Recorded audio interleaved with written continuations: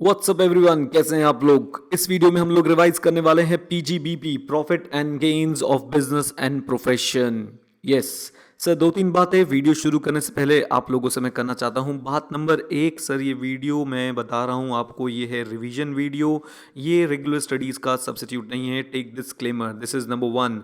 Number two, sir PGBP एक बहुत important chapter है, आपके एग्जाम में अप्रॉक्सीमेटली आता है 10 नंबर का मिनिमम। और सर अगर आप हिस्ट्री चेक करेंगे तो 25 नंबर तक का ये आपके एग्जाम में आ चुका है। पॉइंट नंबर थ्री, सर मैं आपके लिए बनाऊंगा सारी रिवीजन वीडियोस पूरी डायरेक्ट टेक्स्ट की, क्योंकि हमने प्रॉमिस किया था जिन भी स्टूडेंट्स ने हमारी बुक्स बाय करी हैं रामबाण, उनको सर कुछ ना कुछ तो वैल्यू एडिशन मिलना चाहिए। I just wanted to make a book जिसके साथ आपको कुछ वीडियोस मिल पाए, आप उसे रिवाइज कर पाए।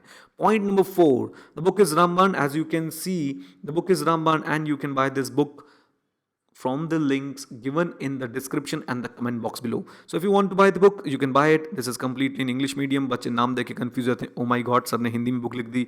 भाई हिंदी मेरी खुद की बहुत कमज़ोर है लिखने में, सो प्लीज़ हिंदी नहीं है, this is only English medium. अच्छा सर चलिए, तो अब बात करते हैं पीजीबीपी के बारे में, profit and gains of business and profession. Sir हमारे पास इनकम टैक्स में 5 हेड्स होते हैं। 5 हेड्स में से सर ये जो हेड है, दिस इज हेड नंबर 3। इससे पहले हमने रिवाइज किया था सैलरी, देन हमने रिवाइज किया था हाउस प्रॉपर्टी। क्विक पॉइंट्स जरा मैं आपके साथ डिस्कस कर लूँ। देखिए सर, सबसे पहले इनकम टैक्स में निकलता है रेजिडेंशियल स्टेटस, फिर हमारे पास आते हैं 5 हेड्स। 5 हेड्स की इनकम को सर हम लोग प्लस करते हैं, then we have clubbing, then we have set off. इन सारे चैप्टर्स को मिला के हमारे पास जो आउटपुट आता है that is GTI, that is gross total income. Then we deduct deductions under chapter 6A and then it is equal to, come on tell me, that is equal to total income, right? चलिए आज हम लोग 5 heads में से बात करने जा रहे हैं एक हेड की, जिसका प्यारा सा नाम है PGBP। चलिए सर शुरुआत करते हैं। तो सबसे पहले we are going to study charging section. Although इस चैप्टर का चार्जिंग सेक्शन बहुत बड़ा है, मैंने बुक के सबसे एंड वाले पार्ट में, यानी चैप्टर के सबसे एंड वाले पार्ट में वो चार्जिंग सेक्शन आप लोगों के साथ शेयर किया है, बट यहाँ पे अभी हमें चार्जिंग सेक्शन पढ़ने की ज़रूरत नहीं है। सिंपली स्पीकिंग, बिजनेस और प्रोफेशन से कोई भी इनकम होगी that will be taxable under the head PGBP। As such income tax में there is no distinguish between business और प्रोफेशन। एक दो जगह पे आएगा, मैं आपके साथ रेफर कर लूंगा उस पॉइंट को, don't worry at all. Now method of accounting section 145, इस सेक्शन का भी कोई बहुत बड़ा इंप्लीकेशन नहीं है। ICDS जिसे आप बोलते हैं, income computation and disclosure standards, अभी मैं मान के चल रहा हूँ कि IPCC के लिए एप्लीकेबल नहीं है। सो 145 is just method of accounting, जो भी मेथड आप फॉलो कर रहे हैं, एसएससी फॉलो कर रहा है, उसी से इनकम निकालें, that's it. Okay, moving further, general notes, something really very important. इससे आपको पीजीबी की बेसिक थीम समझ आएगी, और पीजीबी की बेसिक थीम यही है कि सर निकालनी तो इनकम है, फॉर्मूला भी सेम रहेगा, रेवेन्यू माइनस एक्सपेंस। बस रेवेन्यू क्या होगा और एक्सपेंस क्या होगा, this has to be checked as per the law contained in the chapter of PGBP. देखिए हम लोग बच्चों बचपन से अकाउंट्स में भी तो यही करते आए, क्या करते आए, इनकम ही तो निकालते हुए आए हैं। सर इनकम का फॉर्मूला क्या होता था, रेवेन्यू माइनस एक्सपेंस। यहाँ भी सेम होने वाला है, but the only difference will be what is revenue and what is expense we have to check according to the law, that is income tax act 1961 chapter of PGBP। anyways, coming to the point sir, general notes के बाद sir हमारे लिए अब एक है सबसे पहले section 37। इसमें आगे बढ़ने से पहले बच्चों मैं आप लोगों को कुछ चीज़ें बता दूं कि मैं आप लोगों के साथ जो बात करना चाहता हूं वो कुछ इस प्रकार होने वाली है। हम लोग पीजीबी के पूरे चैप्टर को कुछ पार्ट्स में डिवाइड करने की कोशिश करेंगे, और इसमें आप लोग मेरा साथ देंगे क्योंकि ज़रूरी है। अच्छा, सबसे पहले बच्चों मैं बात करूंगा कि मैं पीजीबीपी को एक काम करता हूँ, थोड़ा सा इस चार्ट को, चलिए एक नया पेज लेते हैं और शुरुआत करते हैं। पीजीबीपी को बच्चों हम लोग सबसे पहले डिवाइड करते हैं दो पार्ट्स में, तीन पार्ट्स में। पहले पार्ट पे भी डिस्कशन करेंगे, वो है ट्रेडिशनल पीजीबीपी। सो ट्रेडिशनल क्यों कह रहे हो, क्या ये कुर्ता पजामा पहन के आता है? अरे नहीं यार, ये ट्रेडिशनल से कह रहा हूँ क्योंकि नॉर्मल बीकॉम वगैरह में बहुत आता है। ट्रेडिशनल पीजीबी के बच्चों हमारा एक ही टारगेट होता है, टू कंप्यूट द इनकम।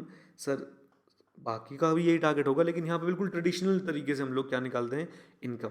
अब इनकम निकालने का बेसिक फॉर्मूला है रेवेन्यू माइनस एक्सपेंस। रेवेन्यू को मैंने बहुत ज़्यादा सेक्शंस असाइन नहीं करे हैं, okay, this is from my side, exam में मत लिख के आ जाना कि रेवेन्यू को सेक्शन 145 है, this is only from my side, section 145 and 144। 144 is best judgement assessment, IPC के सिलेबस में नहीं है। 145 is method of accounting. Okay, then we have expenditure. Expenditure को मेजर दो पार्ट्स में डिवाइड कर सकते हैं ट्रेडिशनल पीजीपी के। Number one is depreciation, and depreciation under section 32। सेक्शन याद करने के लिए क्विक प्रो टिप मैं आपको दे रहा हूँ सर, जब भी आप सेक्शन बोलें, जब भी आप कोई टॉपिक बोलें और उसका सेक्शन 7 बोल दीजिए तो हमेशा याद रह जाएगा। जैसे मेरी नज़रों में डेप्रिसिएशन अकेली है ही नहीं इनकम टैक्स में, whenever I will say depreciation, I will say depreciation under section 32, तो वो ऑटोमेटिकली आपको याद रहेगा। So this was a quick pro tip, depreciation. And हमारे पास आता है फिर अदर्स। अब बच्चों ये चैप्टर रायते की तरफ फैलना शुरू होगा, मैं आपको दिखाऊंगा कैसे। तो सबसे पहले मैं बात करूंगा कि सर अदर्स को हमने कैसे डिस्ट्रीब्यूट करना है। चलिए आइए अदर्स को डिस्ट्रीब्यूट करना शुरू करते हैं। तो अदर्स में सबसे पहले सर मैं जो लाने वाला हूं that will B section 37। Section 37 deals with journal deduction. किससे डील करता है? Journal deduction. What is journal deduction? कोई भी ऐसा खर्चा जो बिजनेस के लिए है, रेवेन्यू नेचर का है, स्पेसिफिकली कहीं और कवर्ड नहीं है और income during the previous year है। बिजनेस के लिए है, रेवेन्यू नेचर का है, स्पेसिफिकली कहीं कवर्ड नहीं है और income during the previous year है, उसकी आप लोगों को क्या मिलने वाली है? Deduction under section 37 subsection 1, right. Then we have explanation 1 to section 37 subsection 1 which simply states breach of law की आपको डिडक्शन नहीं मिलेगी, बट ब्रीच ऑफ कॉन्ट्रैक्ट की आपको डिडक्शन मिल जाएगी। याद रखिए रिवीजन वीडियो है, भावुक मत होइए। देन थर्ड पार्ट जो हमारे पास आता है that is explanation number 2 to section 37। और सर ये सिंपल सी बात बोलता है CSR पे आपने जो एक्सपेंडिचर किया उसकी डिडक्शन आपको अलाउ नहीं होगी। Then moving further we have section 37 2B। Sir इसके लिए कुछ ज़्यादा बात नहीं इस समय, बस बहुत छोटा सेक्शन है, आराम से हो जाएगा। सेक्शन 37 2B, पॉलिटिकल पार्टी के अखबार में, मैगजीन में आपने एडवर्टीजमेंट दी तो आपको उसकी रिडक्शन अलाउ नहीं होगी। Pro tip, very important tip, pro tip PT. Sir किसी भी तरह की डोनेशन की डिडक्शन आपको पीजीबीपी हेड में नहीं मिलती एक्सेप्ट साइंटिफिक रिसर्च जो हम बाद में पढ़ने वाले हैं, so just relax.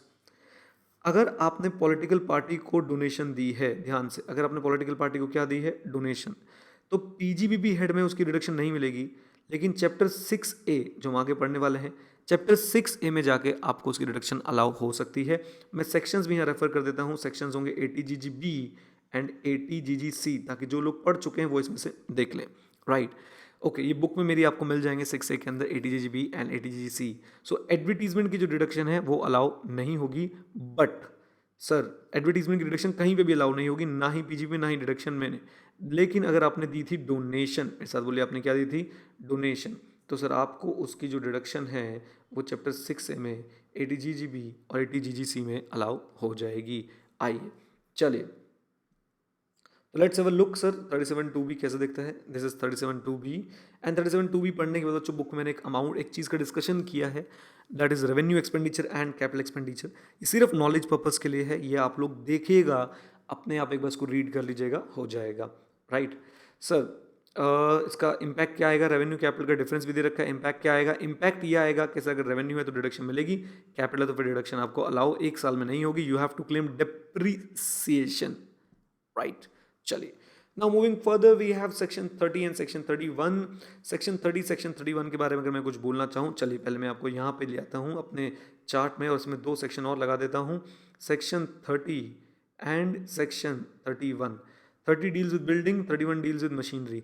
So what 30 does for building, 31 does for machinery.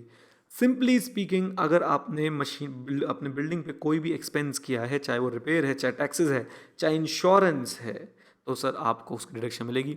Building आपकी है तो आप खुद ही अपना रेंट डेबिट नहीं कर सकते हैं। हाँ, आपने बिल्डिंग किराए पे ली है तो आप रेंट डेबिट कर सकते हैं। आपकी बिल्डिंग अपनी है तो सर आप उस पर जो करंट एक्सपेंसेस रिपेयर करेंगे वो आप डेबिट कर सकते हैं। बिल्डिंग अपनी है, कैपिटल एक्सपेंडिचर, तो यहाँ डिडक्शन नहीं मिलेगी, उसमें मिलेगी डेप्रिसिएशन अंडर सेक्शन 32। ऐसे ही बिल्डिंग किराए पे ली है, उस पर कैपिटल एक्सपेंडिचर किया है, यहाँ डिडक्शन नहीं मिलेगी, डेप्रिसिएशन अंडर सेक्शन 32। चलिए मूविंग फर्दर, सर हमारे पास है मशीनरी।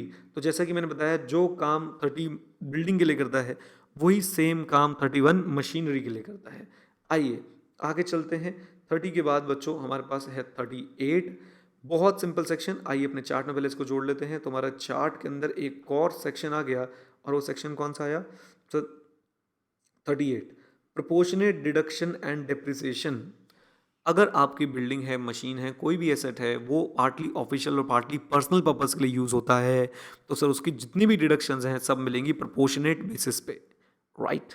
चलिए, तो 38 के बाद बच्चों we have chain of 36। This is something very good.